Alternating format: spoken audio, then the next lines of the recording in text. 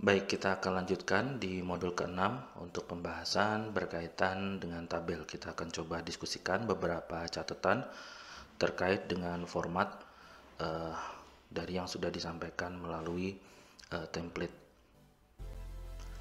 Baik, ketika kita berbicara terkait dengan tabel, maka kita juga berhubungan dengan hal yang sama seperti daftar gambar. Jadi kalau di daftar gambar itu ada subjudul seperti ini, kemudian ada keterangan gambar, maka untuk tabel juga sama. Berarti di sini berganti menjadi daftar tabel. Kemudian ada tabel 2.1 misalkan. Jadi ada penamaan tabel dan juga judul tabel dan halaman tabel itu berada. Nah, sama seperti gambar, penomorannya juga terdiri dari dua angka, yaitu angka Romawi yang menunjukkan posisi bab dan angka Arab ini menunjukkan urutan dari gambar yang ada di dalam bab tersebut. Jadi halaman daftar tabel itu dicetak pada halaman baru, tidak berada di bawah daftar gambar, tapi di halaman baru. Baris-baris kata pada halaman daftar tabel ini berjarak kurang lebih normal saja, satu spasi. Halaman ini memuat nomor tabel seperti ini, tapi ini diganti menjadi tabel dan ini daftar tabel juga. Judul atau nama tabel dan nomor halaman tempat tabel juga dimuat di sini. Judul, nomor tabel dan halaman. Kemudian penulisan nomor tabel sama dengan penulisan nomor pada pembahasan untuk gambar. Penulisan judul atau nama tabel juga sama dengan penulisan judul gambar atau ilustrasi.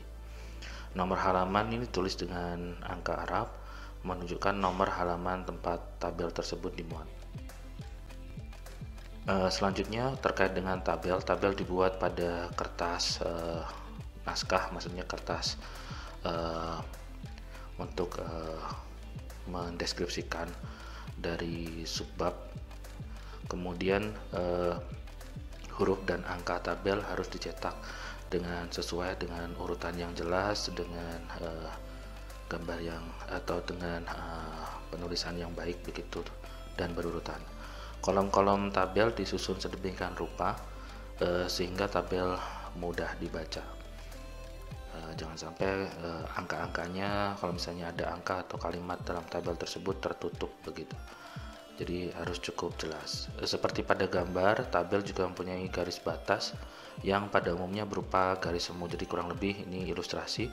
Kalau kita punya kertas dengan batas margin dan kiri yang disesuaikan seperti template, nah batas tabel ini ada di batas kertas. Bisa juga lebih kecil atau sesuai dengan lebar ini maksimalnya. Dan di sini ada garis semu yang menunjukkan batas tabelnya.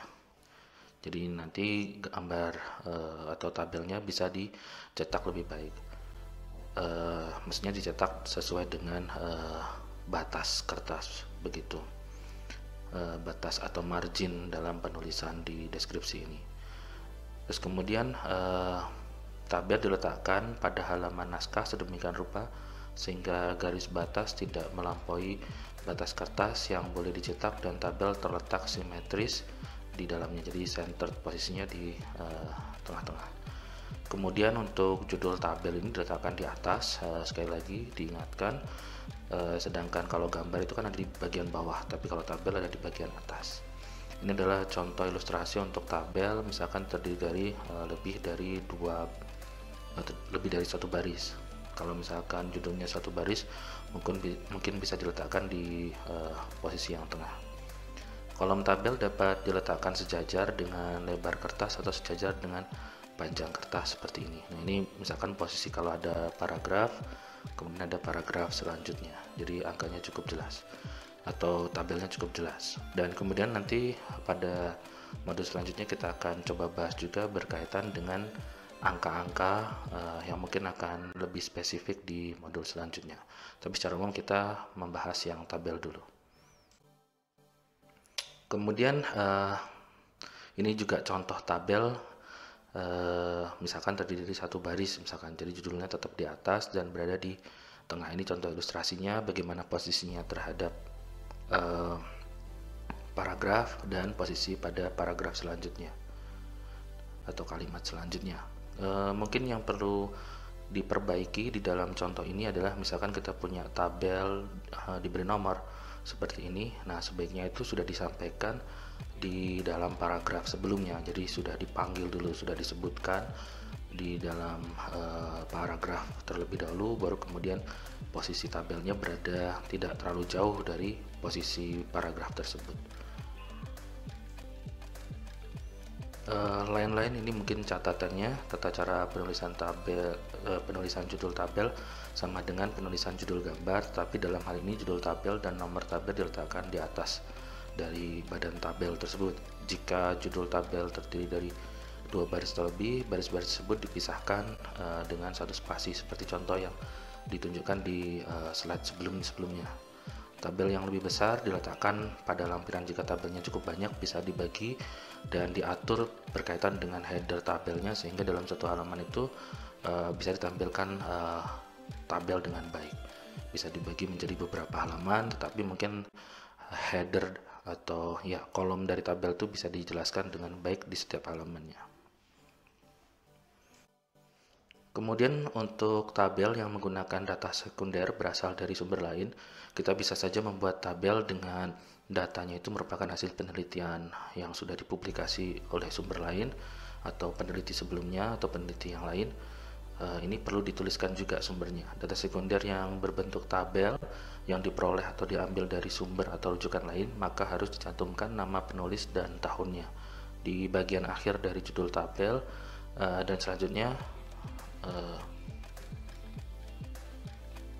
ini dicantumkan nama penulis dan tahunnya di bagian akhir dari judul tabel, dan selanjutnya sumber tersebut juga harus dicantumkan di daftar pustaka juga. Jika sumber tidak dicantumkan pada bagian akhir dan judul tabel dan dalam daftar pustaka, maka akan termasuk dalam kategori plagiarisme. Jadi mungkin ini perlu diperhatikan sehingga nanti bisa menghasilkan karya tulis yang baik.